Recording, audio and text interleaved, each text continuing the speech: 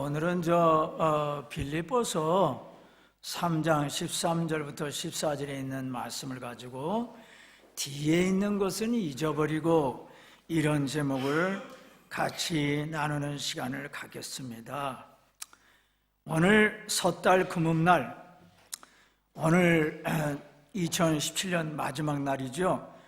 오늘 그 축제가 오후부터 비엔나에서 거행되는데 제일 먼저 시청 광장에서 시작되어서 그 다음부터 일구 링 안에 있는 장소로 옮겨지고 그 다음에 이제 시청 앞 그 라트하우스 플라츠 거기에서 또 진행되고 그 다음에 프레엄 이 장소로 가고 그 다음에 암홉 그 다음에 그라벤 그 다음에 이제 스테판스 플라츠 그 다음에 이제 게른트너 슈트라세 그 다음에 이제 노이어 마르크트 그 다음에 허버트 폰 카라얀 플라츠 그 다음에 이제 하우스테어 무식 그 다음에 프라타 그 다음에 아스펀세 슈타트 열리는데 약 한 70만 명가량이 참석을 한다고 그럽니다. 이 나라 사람들은 오늘 저녁에 샴페인을 터뜨리고 또 마시고 또 다뉴브강의 왈츠 춤을 춥니다. 약 25만 명의 쌍이 왈츠 춤을 추고 또 병을 깨뜨리고 12시에 또 스테판 교회에서는 큰 종소리가 울리고 나라 전체에서 폭죽을 터뜨리고 약 1000만 유로를 몇 분 사이에 공중으로 날려버립니다. 그 다음에 도나우 시청 앞에서도 역시 다뉴브강에 왈츠 춤추고 집안에 있는 식구들도 잠을 안 자고 새해를 맞이합니다. 왜 이렇게 하느냐? 다사다난했던 2017년을 보내고 행복한 새해를 맞이하기 위해서 그렇습니다. 2017년은 이제 오늘 하루만 남았습니다. 우리는 1년 살아온 삶을 되돌아봐야만 되겠습니다. 우선 첫째로 2017년 한 해를 돌봐주신 하나님께 감사해야만 되겠습니다. 2017년은 365일 달려온 긴 여행이었습니다. 인생은 고해라고 했는데 풍랑이는 이 험한 바다를 배를 타고 365일 지나는 동안 폭풍과 비바람도 있었고 맑은 날도 있었습니다. 하나님께서 지켜주셔서 360일 기나긴 인생 바다 여행을 무사히 마치고 목적지인 2017년 마지막 주일을 맞이하게 해주신 하나님께 감사를 드립니다. 하나님 은혜로 올해 365일을 살아왔습니다. 하나님 고맙습니다. 우리 하나님은 에베네셀의 하나님이십니다. 사무엘상 7장 5절부터 12절에 보니까 사무엘과 이스라엘 백성이 미스바에 모여서 금식하면서 자기들의 죄를 잡아갈 때 블레셋 적군이 쳐들어오자 사무엘과 이스라엘 백성이 하나님 향하여 도와달라고 부르짖자 하나님께서 블레셋 군인들에게 큰 우레를 발해가지고 그들이 무서워서 도망갈 때 이스라엘 사람들이 미스바에서 나가서 블레셋을 따라서 벤갈 아래 가서 그들을 쳤습니다. 이스라엘이 이 전쟁을 승리로 이끌고 나서 사무엘이 도를 취하여 미스바와 센 사이에 세우고서 말하기를 여호와께서 여기까지 우리를 도우셨다고 그 이름을 에베네셀이라고 이름을 지었습니다. 우리 하나님은 에베네셀의 하나님이십니다. 2017년 1월 1일부터 12월 31일까지 정초부터 연말까지 시종일관 우리를 도와주시고 함께 하셨습니다. 우리의 하나님을 임마누엘이라고 그러는데 뜻은 하나님께서 사람 몸을 쓰시고 이 세상에 오시고 지금은 영으로 우리 속에 항상 같이 계시기 때문에 임마누엘이라고 합니다. 예수님께서 이 세상에 사람으로 오셔서 십자가 지시고 무덤에 갇히시고 부활하셔서 이 은혜로 우리는 죄 용서함 받고 구원받았습니다. 그리고 지금도 이 예수님께서 영으로 우리 속에 살아계시고 평생을 우리와 함께 계십니다. 이 임마누엘 하나님께서 1년 내내 우리와 함께 계셨고 또한 1년 내내 도와주셔서 우리들이 살아왔습니다. 이 하나님께서 안 도와주셨으면 어떻게 지금껏 생명을 유지하면서 살아왔겠습니까? 하나님께서 지켜주셨고 또 돌봐주셨고 인도해 주셨고 붙잡아 주셨기 때문에 살아왔습니다. 어떤 사람에게는 참 성공과 행운이 다가오기도 하고 또 어떤 사람에게는 이런 일이 안 다가왔지만은 그래도 하나님께서 자기 백성을 눈동자처럼 지켜주어서 지금까지 살아오고 있습니다.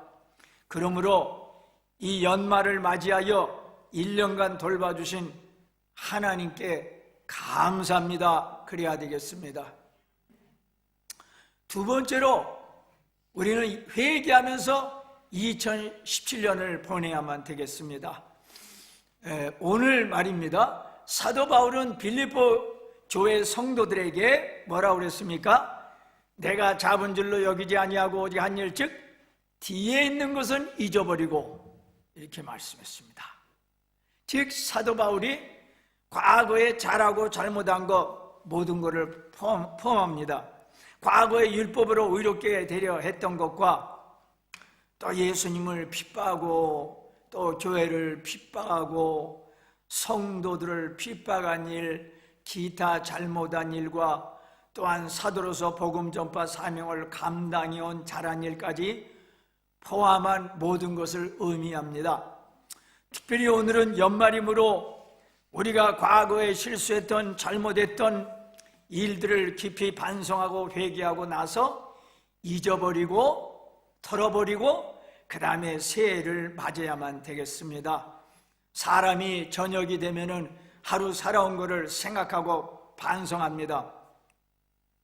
동물은 자신이 살아온 삶을 반성하지도 않고 후회도 안 합니다. 그러니까 발전이 없습니다. 그러나 사람은 반성하고 후회하고 성찰하고 그래서 발전이 있습니다. 2017년에 하나님 뜻대로 살려고 했는데 살아온 1년을 돌이켜보면 실수도 많았고 착오도 있었고 시행착오도 있었고 부끄러움도 있었습니다. 지난 12월 25일 저녁 때 마당에 있는 저 쓰레기 수거통에 쓰레기가 그냥 산더미처럼 쌓여있어가지고 뚜껑이 안 닫힙니다.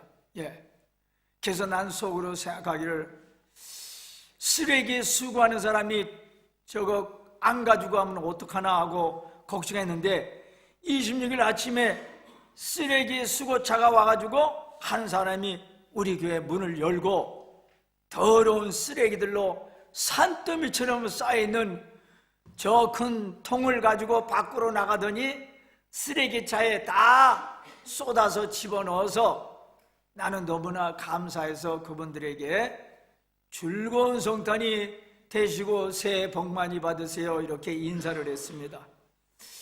이처럼 2017년 1년 살아면서 내 마음과 내 삶 속에 있는 쓰레기들을 오늘 다 우리가 회개하고 버려야만 되겠습니다. 이 나라 최대의 일간지인 쿠로네 신문이 매년 연말이 되면은 슐락자일런 2017년이라고 하는 한 200페이지 되는 책을 발간하는데 그거는 센세이션을 일으킨 기사들이 실린 2017년이라는 겁니다. 이라는 책을 발간하는데 올해는 2017년이었으니까 2017년 머릿기사 헤드라인이라고 하는 책이 나왔습니다. 그 책을 사서 보니까 2017년에 전 세계에서 일어난 아주 중요한 뉴스와 사진이 총천연색으로 실려 있습니다. 그 책에 한 번 나오는 거, 이거는 어려운 일입니다. 한 번 그 책에 실린다는 거는. 그런데 그 책을 한 장 한 장 넘기니까 4월 달에 이런 기사가 나옵니다. 북한 김정은 독재자가 원자폭탄 전쟁으로 세계를 위협하고 있다. 이 책 64페이지, 65페이지에 이렇게 나와 있습니다. 그 총천색으로 김정은 얼굴서부터 그 책 63, 64 두 페이지를 가득 메웠어요. 또 이 책 83페이지를 보니까 북한 김정은 사진이 나오고 북한으로 여행 간 미국 남자 대학생이 북한에서 15년 강제 노동 수용소에서 15년 동안 일해야 하는 선고를 받고 1년간 북한에 억류되어 있다가 혼수 상태에 있던 이 학생을 풀어주어서 미국에 왔지만은 세상을 떠났는데 미국의 부모님과 미국 사람들은 이 학생이 북한에 재려 있는 동안 고문으로 인해 가지고 이렇게 죽었다, 이렇게 보도를 냈습니다. 또 이 책 118페이지에 보니까 9월 달에 북한 김정은이 고위 장성들과 수소폭탄에 대하여 이야기하고 있는 사진이 나오고 태평양에서 이 초강력한 무기를 테스트하려고 한다, 그렇게 또 나왔습니다. 북한이 2017년 많은 로켓들을 쏘아 올렸고 원자탄과 수소탄 시험으로 이 나라의 많은 사람들은 북한 김정은을 부정적인 시각으로 바라보고 있습니다. 또 이 책 첫 책장에 첫 책장에 전 세계 유명 인사 2017년을 세계 시끄럽게 했던 17명의 얼굴들이 나왔는데 거기는 유명한 정치인들, 유명한 배우, 유명한 스포츠맨, 그리고 훌륭한 사람도 있고 악명을 떨친 사람도 그려져 있습니다. 여기에 북한의 김정은이 웃는 모습으로 나와 있습니다. 문제는 좋은 의미에서 기사가 실렸으면 좋은 것인데 아주 나쁜 의미에서 기사가 나왔기 때문입니다. 자, 이걸 보면서 회개해야 되겠구나. 금년도 2017년이 끝나는 오늘 우리는 각자가 2017년 365일 살아온 것을 생각하면서 회개하는 마음으로 우리가 이 날을 보내야만 되겠습니다. 요시야 왕은 구약의 여러 부흥운동 중에서도 강력한 부흥운동을 주도했던 훌륭한 왕이었습니다. 그런데 그 강력한 부흥은 우연한 기회에 시작되었습니다. 요시야 왕은 왕으로 즉위한 지 18년째 되던 성전을 수리하라는 명령을 내렸습니다. 왕의 명령을 받들어 성전을 수리하는 과정에서 율법책이 발견되었습니다. 그리고 그 율법책은 요시야 왕에게 전해졌습니다. 율법책을 읽는 왕의 반응이 격렬했습니다.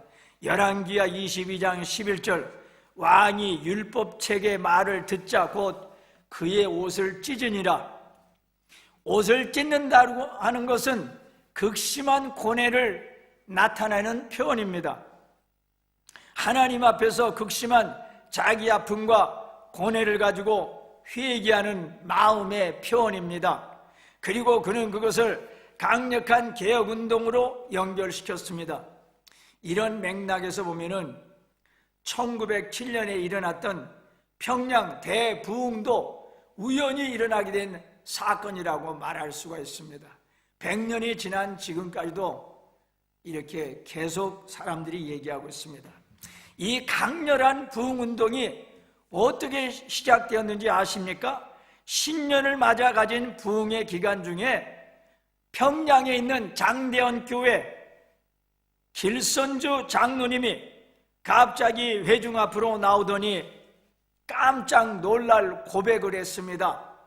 친한 친구가 세상을 떠나면서 그 가족을 위해 써달라고 장로님에게 큰 돈을 맡겼는데 그 돈의 일부를 감추어 놓고 일부만을 가족에게 전해 주었다는 것입니다.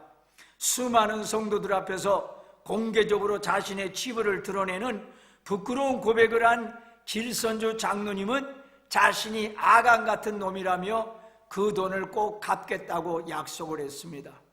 이런 예기치 못한 장로님의 공개 회개가 끝나자 이번에는 다른 성도가 용기를 얻어가지고 자기에게도 숨겨둔 죄가 있다고 공개적으로 고백을 했습니다. 그러자 또 다른 성도가 나와서 고백을 했습니다. 이렇게 죄의 고백이 이어지면서 앉아있던 수많은 성도들이 다 통곡하고 회개하며 눈물바다를 이루게 되었습니다. 이렇게 평양 대붕운동이 시작되었습니다. 그 붕은 평양을 넘어가지고 서울로, 대구로, 광주로, 목포로 확산되어 갔습니다. 중요한 것은 사람들 앞에서 자기 죄를 고백을 안 해도 하나님 앞에서는 고백해야만 됩니다. 하나님 앞에서는 회개하고 변화돼야 됩니다. 예수님 마태복음 4장 17절에서 회개하라 천국이 가까웠느니라, 이거를 쉽게 말하면요, 요새 말로 말하면은 예수님 말씀하기를 내가 2018년에 너에게 천국의 복을 줄 테니 너의 삶의 태도를 한번 바꾸어 보면 어떻겠니? 그렇게 쉽게 난 얘기하고 싶습니다. 세상으로 나가던 발걸음을 돌이켜서 이제는 예수님을 향하여 나아갑시다. 그러면 예수님 주시는 천국의 복을 맛볼 수가 있습니다. 호세아서 10장 12절에 보니까 너의 묵은 땅을 기경하라. 한번 더 합시다. 너의 묵은 땅을 기경하라. 네. 묵은 땅이라고 하는 건 오랫동안 돌보지 않아가지고 황폐한 땅입니다. 땅에 돌멩이와 잡초와 엉겅퀴가 가득하고 단단해진 땅입니다. 죄악으로 강팍해진 심령입니다. 이런 땅을 기경해야 됩니다. 굳어진 흙을 깨트리고 부드럽게 만들어야 됩니다. 내 마음속에는 굳어있는 죄를 깨트리고 숨은 죄의 뿌리까지 뽑아내는 회개를 하라고 하는 것입니다. 사도 바울이 이런 신앙 고백을 했습니다. 갈라디아서 2장 20절, 내가 그리스도와 함께 십자가에 못 박혔나니 그런즉 이제는 내가 산 것이 아니요 오직 내 안에 그리스도께서 사신 것이라. 예수님께서 십자가에 못 박히시고 부활하셨습니다. 이거를 믿음으로 말미암아 나의 원죄, 자범죄까지 다 용서함 받았습니다. 예수님 은혜 감사합니다. 그런데 구원받은 우리들이 이제 해야 할 일이 있습니다. 내가 구원받았어도 내 속에는 죄 요소가 많이 남아 있습니다. 내 육신 속에는 죄가 많이 들어 있습니다. 우리 속에 죄가 많이 잠재하고 있습니다. 마음 속에, 생각 속에, 정신 속에, 혼 속에, 말 속에, 행동 속에, 일상생활 속에 죄성이 많이 들어 있습니다. 그래서 우리는 평생 동안 마음 속에서, 생각 속에서, 삶 속에서 생기는 죄들을 날마다 십자가에 못 박아야만 되는 것입니다. 주님, 나의 못된 죄성을 없애주세요. 죽여주세요. 옛사람과 그 행위를 벗어버리고, 옛사람은 예수님이 기존에 살았던, 내 마음대로 살았던 삶의 방식입니다. 음란과 부정과 사욕과 악한 정욕, 탐심, 분, 악의, 회방, 부끄러운 말, 거짓말, 이 모든 걸 벗어버리고 2018년을 맞이하자고 하는 것입니다. 새해가 다가오니 새 사람을 입으라. 골로새서 3장 10절, 자신을 창조하신 자의 형상을 쫓아 지식에까지 새롭게 하심을 받은 자니라. 우리가 회개하되 구체적으로 죄를 회개해야 되겠습니다. 시편 141편 3절에 보니까 여호와여 내 입에 파수꾼을 세우시고 내 입술의 문을 지키소서. 이것은 다윗이 지은 시입니다. 다윗 같은 훌륭한 왕이 말장이는 아닙니다. 왜 이런 말을 했을까요? 아마도 시인은 대적들의 핍박과 부당한 공경에 대항하여 자신의 입술로 불평이나 저주의 말을 쏟아내지 않기를 구하고 있는 듯합니다. 혹시라도 하나님을 향하여 자신이 처한 저주에 대한 불평이나 불신의 말들을 쏟아내지 않기를 구하는 것이라고 볼 수가 있겠습니다. 사람은 매우 연약한 존재며 또 감정적인 존재입니다. 한번 어떠한 감정에 휩싸이게 되면은 막 말을 내뱉는 그런 경우가 있습니다. 욥기를 보십시오. 욥이 큰 환난에 처하자 욥의 아내는 당신이 그래도 자신의 순전을 굳게 지키겠느냐 하나님을 욕하고 죽으라 이런 말을 했습니다. 우리는 이 한마디의 말만으로 욥의 아내를 악한 사람이라고 생각할 수 있습니다. 그러나 이것은 원래부터 욥의 아내가 악한 존재였다기보다는 이해할 수 없는 고통과 저주가 다가오자 그의 감정이 격해진 것이라고 볼 수가 있습니다. 그러나 어찌되었든 욥의 아내의 이 말은 상황에 심각성이 있었다 해도 이런 파괴적이고 악한 말을 해서는 안 되는 것입니다. 이 세치도 안 되는 작은 입술, 이것을 잘 사용하면은 자기도 살고 수많은 사람들을 살리고, 이거를 잘못 사용하면은 자기도 죽고 수많은 사람도 죽습니다. 이 혀가 중요합니다. 그래서 신앙이 좋은 다윗은 시편 39편 1절에 내 혀로 범죄치 아니하리니 악인이 내 앞에 있을 때 내가 내 입에 자갈을 먹이리라 이렇게 고백을 했습니다. 그 다음에 2017년에 실패한 거, 불쾌한 감정, 부정적인 감정, 상처받은 거, 미움, 증오를 우리가 다 털어버려야 되겠습니다. 내 마음속에 자리 잡고 있는 쓴뿌리와 더러운 구정물들을 다 버려야 되겠습니다. 흘러가는 시간 속에 흘러가게 만들어야 되겠습니다. 야곱의 11번째 아들 요셉을 보십시오. 요셉은 과거에 매이지 않았습니다. 그 어린 가슴에 왜 맺힌 것이 없겠습니까? 왜 한이 없겠습니까? 애굽에 팔려갈 때 보디발 장군 집에서 종살이 할 때 감옥에 갇혔을 때 그 어린 가슴에 왜 응어리 진 것이 없겠습니까? 형들이 나를 팔지 않았어도 내가 이런 고생을 안 했을 텐데 하고 증오의 마음을 가질 법도 한데, 그러나 요셉은 다 풀어버렸습니다.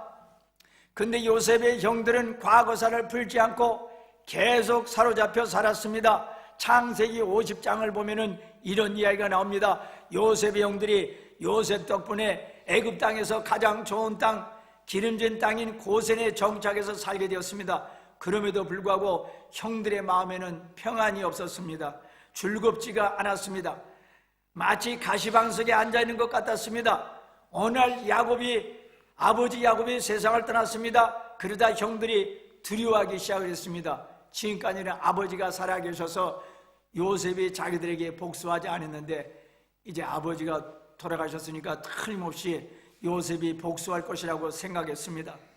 그래서 요셉에게 사람을 보냈습니다. 부디 우리를 용서해달라고 말을 했습니다. 그것도 부족해서 10명의 형들이 동생인 요셉을 찾아가서 그 앞에 무릎을 꿇고 말하기를 각하 저희들이 죽을 죄를 지었습니다. 용서를 바랍니다. 그러자 요셉은 너무나도 기가 막혀서 엉엉 울었습니다. 불쌍한 형들, 내가 이미 다 용서해 주었는데 아직도 풀지 못하고 옛날 쓴 감정에 매여 있다니. 사랑하는 성도 여러분, 우리는 어떻습니까? 예수님이 십자가를 지심으로 우리의 모든 죄가를 다 해결해 주었는데 아직도 과거에 얽매여서 현재와 미래의 삶을 낭비하는 어리석은 일을 하고 있지 않습니까? 예수님의 은혜로 용서 안 받은 사람답게 우리가 기쁘게 삽시다. 난 과거에 죄를 많이 범했다. 나는 많은 벌을 받아야 된다. 내 죄는 용서 못 받는다. 이런 생각을 버리시길 바랍니다. 그리고 또한 하나님이 예수님 은혜로 날 용서했으니 우리도 남을 용서하자. 이웃에게 받은 상처를 풀자. 미움, 원망, 시기, 질투를 남겨두지 말자. 어떤 사람은 과거에 사람들한테 받은 불쾌한 감정과 상처를 버리지 못하고 늘 마음속에 깊숙이 간직해 두고 사는 사람이 있습니다.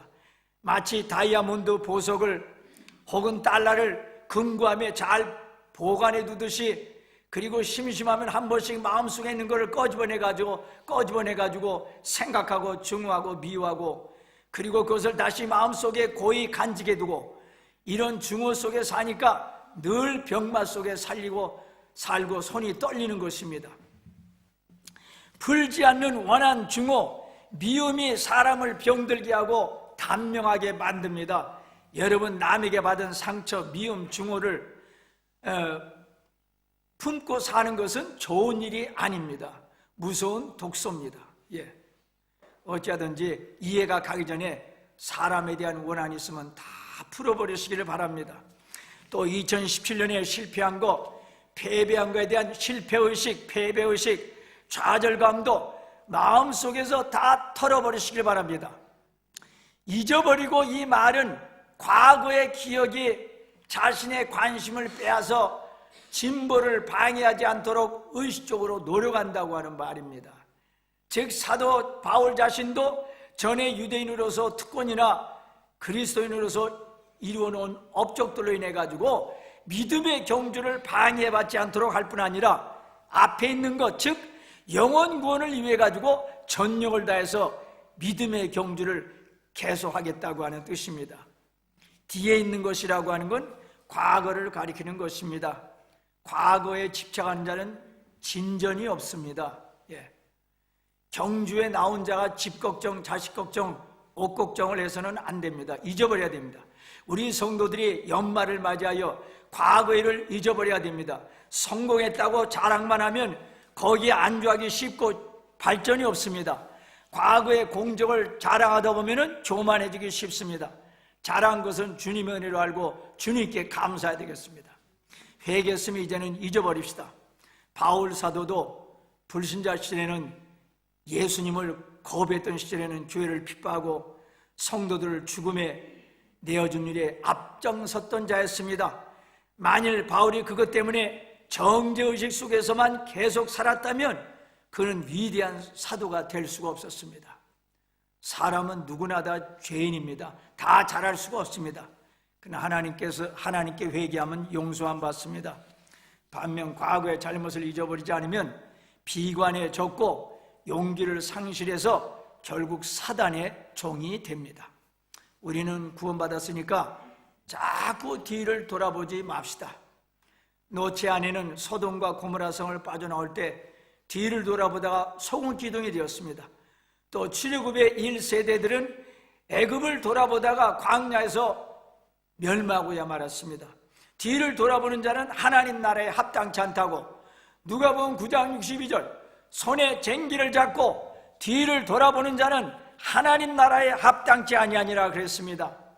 한번 흘러간 물은 다시는 되돌이킬 수가 없습니다. 잘했던 잘못했던 과거를 잊어버리고 앞을 향해서 전진합시다. 결론적으로 말씀드리겠습니다. 뒤에 있는 것을 잊어버리고 2017년 정초부터 지금까지 살아온 것이 뒤에 있는 것들입니다. 오늘 360을 살아온 것을 깊이 생각합시다. 잘한 거는 앞으로도 발전시키고, 잘못한 거는 회개하고 고치고,